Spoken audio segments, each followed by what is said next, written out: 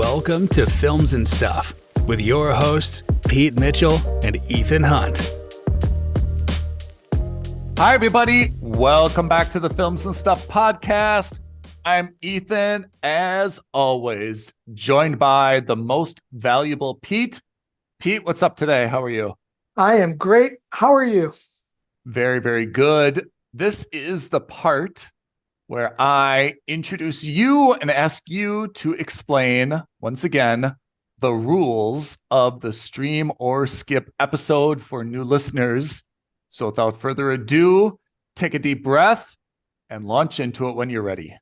All righty. So Ethan and I have prepared lists of TV shows and movies for each other to watch. The point of that is that these are shows that we wouldn't normally watch. Every week, we randomly assign each other one new show to watch, and we watch at least 2 episodes or 30 minutes if it's a feature-length program. And on that basis, we determine if that show is worthy of being streamed or skipped. Okay. Before we launch into our reviews, let's just put this in perspective a little bit.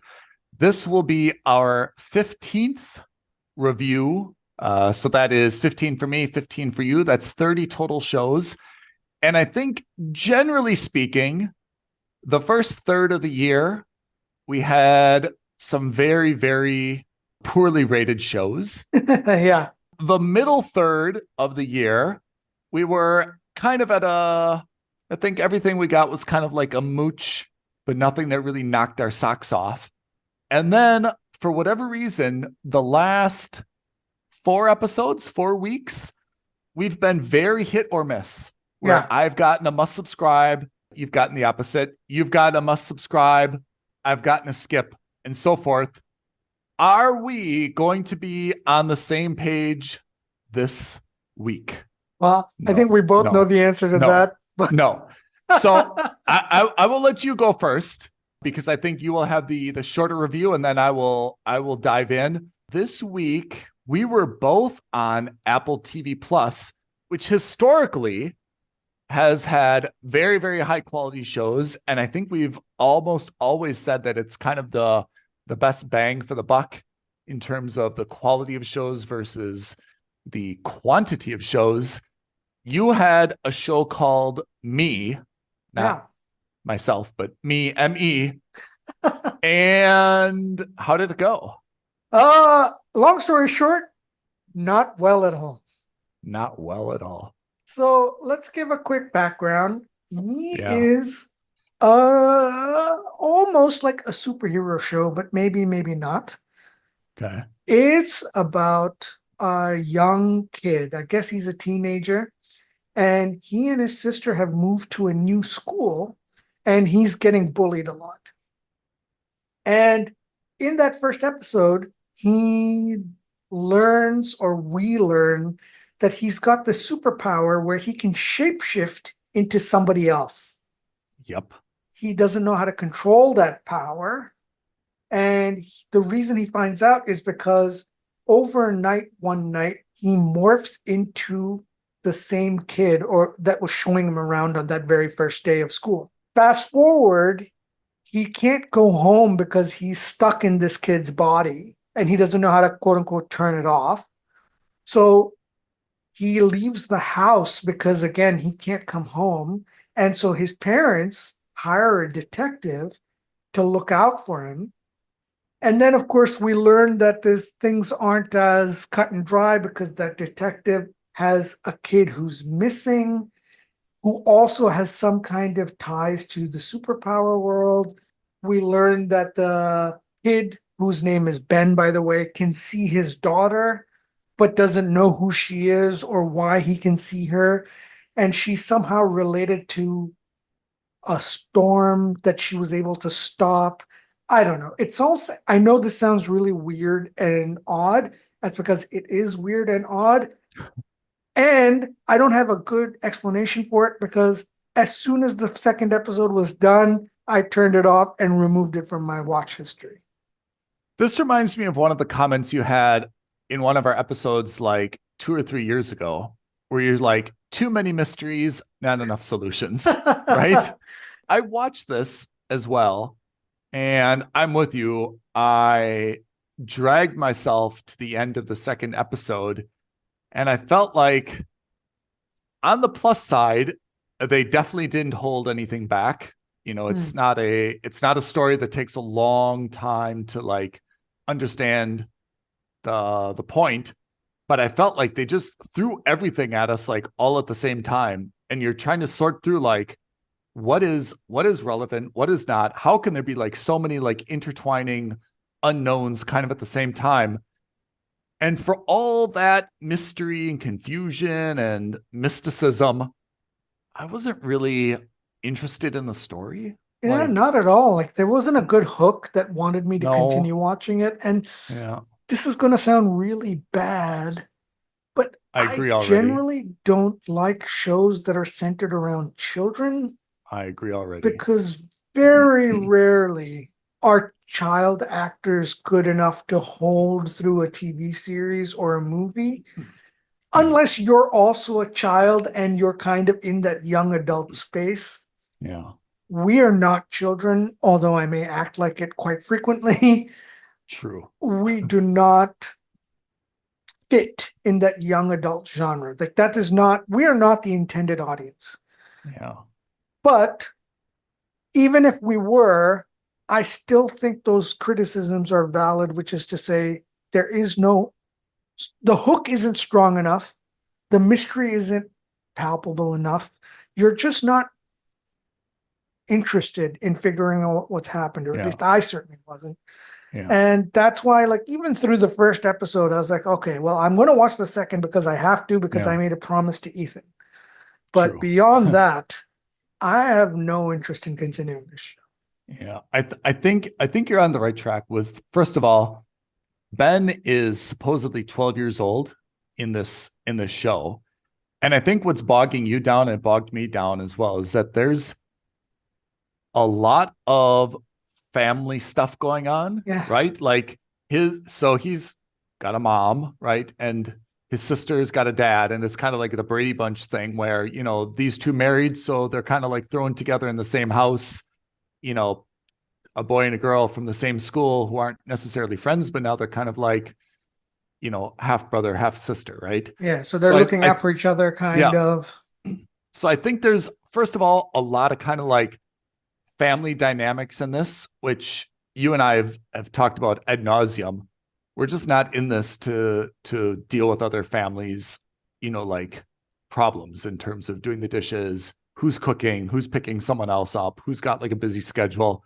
I mean, we're trying to escape reality, not watch a show about, like these little domestic issues, right? Yeah. So I think that's tough, that this seems to be a B plot that we really don't want. And then again, I think you're right that whenever you're dealing with a superpower, and we've seen so many superpowers right now, right? I mean, it's a genre that's, if not hot, it's kind of cooling down because it was like white hot. Yeah. We've seen a lot of superpowers.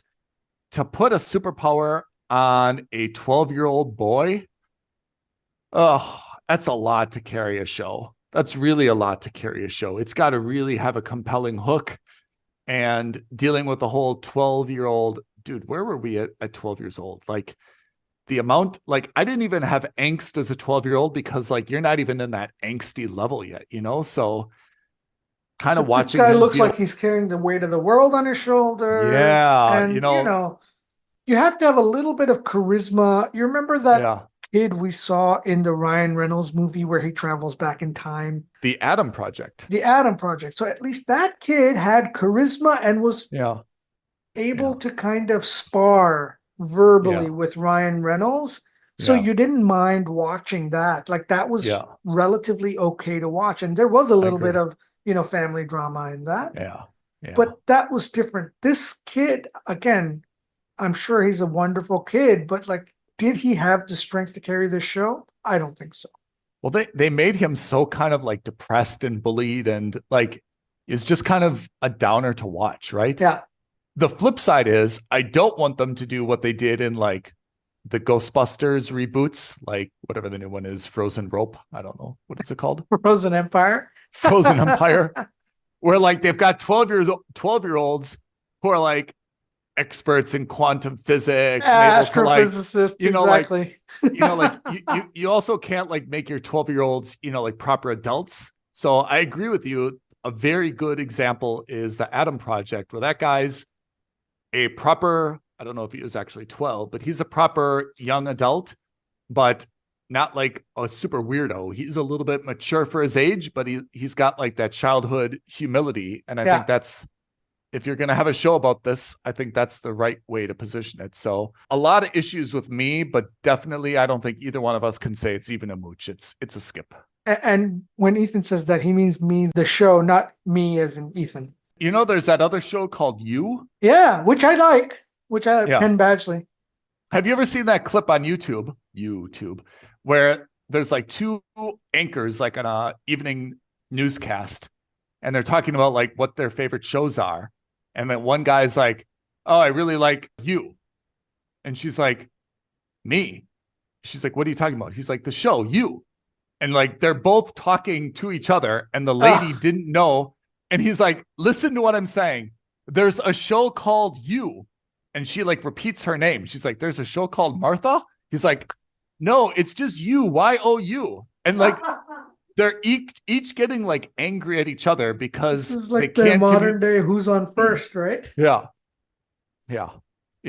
There's a better one that I saw that I get all the time, pops up, I think, on my Instagram, where do you remember the show New Girl? Yeah. So there's two main dudes on the show, and they're doing an interview with like a local newscast, like but it's live, and they're doing like one of the plugs, right? Okay. And the guy's like, "Nashville, if you're partying on Broadway Street tonight, join us for this."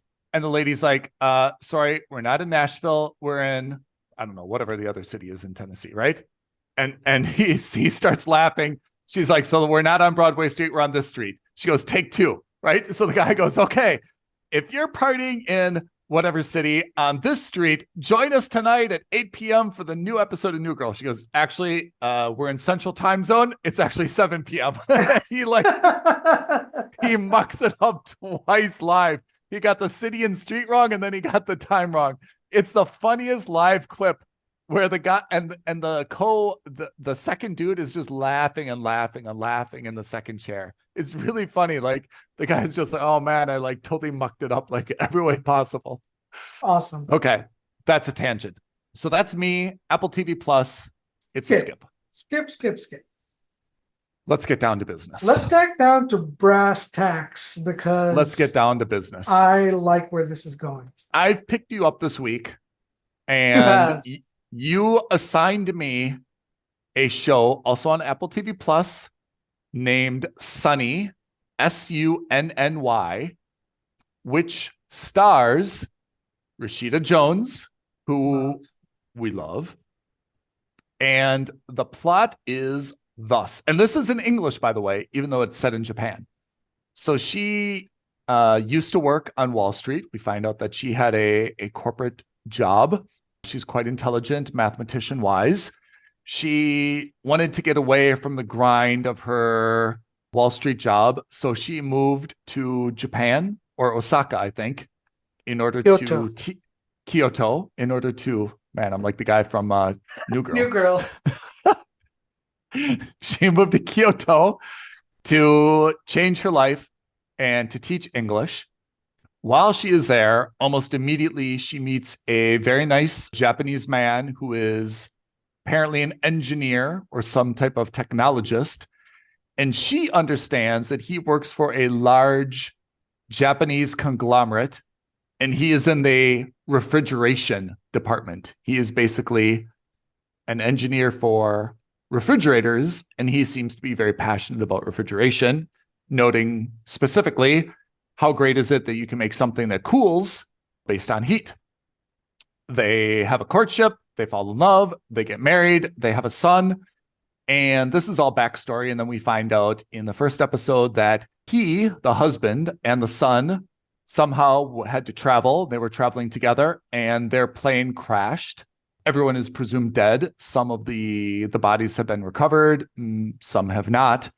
And Rashida Jones is dealing with the grief. She is left with her husband's mother, who seems to be a little bit overbearing. And in her grief, what the company does, her husband's employer, they give her a companion robot, which is something that I think even in the modern day and age is becoming a little bit, I wouldn't say commonplace, but it's not a new thing. It's kind of like an idea that's been circulating. And I think in some very rare cases it is being implemented, although I think the robots are very simplistic. But this is kind of a fully functioning robot. It has arms. It has a big cartoonish head. And it basically has just like one wheel as a body. A little bit like you could say Short Circuit from the 80s movie. Remember that? Yeah, absolutely. Kind of that style, although a little bit less sharp and jagged edges and a little bit more round and huggable. A little bit more like an Apple product. Yeah, a little bit more like an Apple product. And this robot is given to her so that it gives her a companion because she lost her husband and son. And according to the company, it was designed by her husband, and it incorporates her husband's or her deceased husband's personality and some mannerisms. Rashida Jones, who I think her name is Suze or Susie in this show, she is initially quite skeptical for a few reasons. One, she's going through obviously grief and just doesn't have any, let's say, bandwidth for a robot or a companion. And two, she's pretty shell-shocked to find that her husband was involved in anything to do with robotics. She thought he was just a refrigeration guy. So through the first 2 episodes, she has, begrudgingly kind of allowed this robot to remain in her home. There are some quirks with this robot that she's starting to slowly discover, and that is kind of the basis for the mystery. And let's not do spoiler alerts, but she starts to discover that some things may not be as they appear with her husband's job, with her husband's company, and with this entire program to develop these robot/companions. After 2 episodes, I think we have a pretty good, we don't know where this ends up, but we kind of see where this is going. Enough of the mystery has been revealed to kind of see what's happening here. And I have to say, through 2 episodes, I think it's a fantastic show, and I give it a must subscribe. Very good. Yeah, let's hear your 2 cents. I finished all 10 episodes. No way. I binged the entire show. Look at you, overachiever. I could not stop watching it. I loved it. It's one of those shows it's obviously set in modern day. Yeah. But it's got tech that looks a little bit retro. Not quite. It's got a very stylized technology, and it's not about the tech at all. And, so like everyone's got like these personal like computer devices that acts as like a language translator. It acts like a phone. It acts like whatever. It's just called a device. Yeah. And it looks like something someone from the 60s would have thought was the future. So I thought it was great. And what was really good about it, unlike me, is it had a mystery element from the first 2 episodes.